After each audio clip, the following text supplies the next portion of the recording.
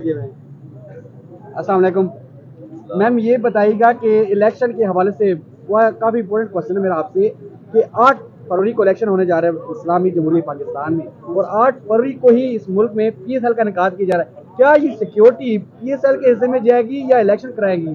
क्या लग रहा है आपको इलेक्शन वाकई में होने जा रहा है पाकिस्तान में? अस्सलाम वालेकुम। पाकिस्तान पीएसएल भी जो है वो पाकिस्तान के अंदर ही मैचेस होते हैं मुख्तलिफ सूबों के, और इलेक्शन भी जो है वो तमाम सूबों के होते हैं और पाकिस्तान के लिए होते हैं। अगर वो मैनेज कर पाए तो उनकी अपनी सवाबदीद है, लेकिन हमें ये पता है कि इलेक्शन जो है वो 8 फरवरी को हो रहे हैं क्योंकि सुप्रीम कोर्ट की वर्डिक्ट है और इलेक्शन कमीशन ने तो हर चीज़ कह दी है कि हम फुल फ्लैश तैयार हैं, तो तैयारी उनकी पक्की है। सुप्रीम कोर्ट ने कह दिया है तो मेरे ख्याल में दमादम मस्त के अंदर होगा और 8 फरवरी को इलेक्शन होगा। मैम, सिक्योरिटी की आपने बात की, यहाँ एक बंदे को सिक्योरिटी देने के लिए उनके पास सिक्योरिटी नहीं है, नफरी नहीं है।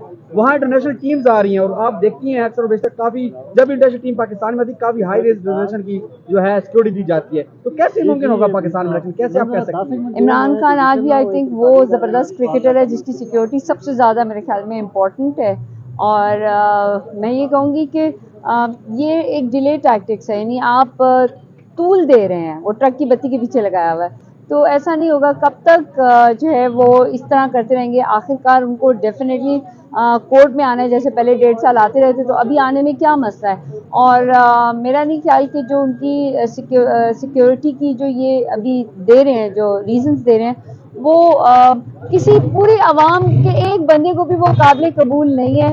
इसलिए मैं सबसे ये रिक्वेस्ट करूँगी कि वो तमाम चीज़ें जो एक चल रही है, जैसे अदालतों में केसेस हैं, उसी तरह उनको और शाह महमूद दोनों को जो है वो प्रोडक्शन ऑर्डर दिए जाए, उनको यहाँ बुलाया जाए और पेश किया जाए। और एक तरफ से उनके केसेस इतने ज़्यादा तेज़ी से जा रहे हैं और एक तरफ जो है वो सस्पेंड हो जाता है या महफूज हो जाता है, वो महीनों हो जाता है, तो ये तमाम चीज़ें जो है वो लोगों को उलझा नहीं रही बल्कि मज़ीद क्लैरिटी कर रही है कि किस तरीके से हमारे सिस्टम चल रहे हैं।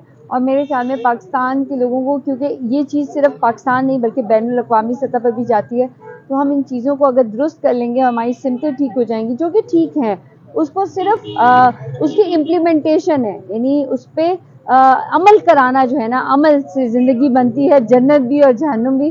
तो जहन्नुम ना बनाएं इस इलेक्शंस को, इसको चलने दें और ख़ान साहब को इलेक्शन भी लड़ना है इंशाल्लाह। और जिस तरीके से उलझा के रखते हैं, कभी आप किस चीज़ को ले आते हैं और आप ये समझते हैं कि इन तमाम चीज़ों से पाकिस्तान की आवाम इमरान खान से या वोट बैट से या पीटीआई से लोग हट जाएंगे, ऐसा होने वाला नहीं है। आपने बात की सुप्रीम कोर्ट की कि सुप्रीम कोर्ट के अहकामात है कि 8 फरवरी को इलेक्शन हो तो होगा। इससे कबल जब चीफ जस्टिस उमर अता बंदयाल साहब थे, वो भी बड़ा जोर देते रहे कि 90 दिन के अंदर इंतखाबात होने चाहिए, तो जब उस चीज़ पे अमल दरामद नहीं हुआ तो आपको इतनी श्योरिटी क्यों है कि इस अहकामात पे? लेकिन उन्होंने 90 दिन का बोला था और तब भी जो असेंबलियाँ तोड़ी थी खान साहब ने, उसकी वजह ये थी कि जल्दी से जल्दी जो है वो इलेक्शंस कराएं आइन के और कानून के तहत। लेकिन 90 दिन की बात की थी और इलेक्शन कमीशन ने अपनी जो है ना ही कोई बात की थी, ना ही उन्होंने ये कहा था कि हम तैयार हैं या नहीं तैयार हैं, उन्होंने कहा था कि अभी टाइम है। लेकिन जब इलेक्शन कमीशन ने भी अपने ऑर्डर कर दिए तो इसका मतलब है क्लियर है, इलेक्शन कमीशन ने भी कह दिया, सुप्रीम कोर्ट के ऑर्डर भी आ गए हैं, सदर मुमलिकत ने तारीख भी दे दी है। अब किस बात की देरी है? अब जनाब होना चाहिए इलेक्शन का जश्न। आपने तो अब पीटीआई का वही खसूसी लिबास भी जेब कर लिया है, आपको मुख्तलिफ वीडियोस में देखा जा सकता है, आपने वीडियोस देखी हैं। पंजाब में कन्वेंशन का इनेकाद होने जा रहा है, शिरकत करने जा रही हैं? मेरा लिए तो पूरा पाकिस्तान है, मैंने कभी भी अपने आप को किसी सूबे तक जो है मुख्तस नहीं किया, और बिल्कुल जहाँ जहाँ पर कन्वेंशन हो सकते हैं उन्हें करने चाहिए, उसकी इजाज़त जो है वो हमारा आइन और कानून भी देता है और अदालतें भी कह रही हैं। उस पर अमल दरामद में और जिस तरीके से ये तोड़ फोड़ या ये की जाती है, नहीं करना चाहिए। कानून को और आवाम को इस तरीके से आमने सामने ना करें, यानी आप कानून क्यों तोड़ें?